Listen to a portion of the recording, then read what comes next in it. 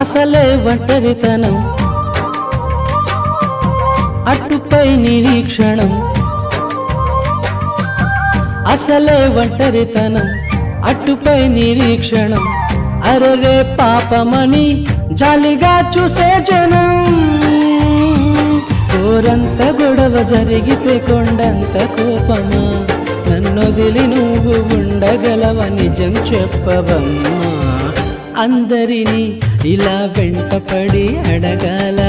సరదాగా నువ్వే ఎదురైతే సరిపోదా నిద్ర పొద్దున రాత్రి నడిగా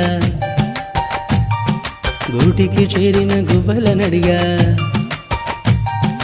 చల్లగాలి నడిగా ఆ చందమామ నడిగా ప్రియురాలి జాడ చెప్పరేమని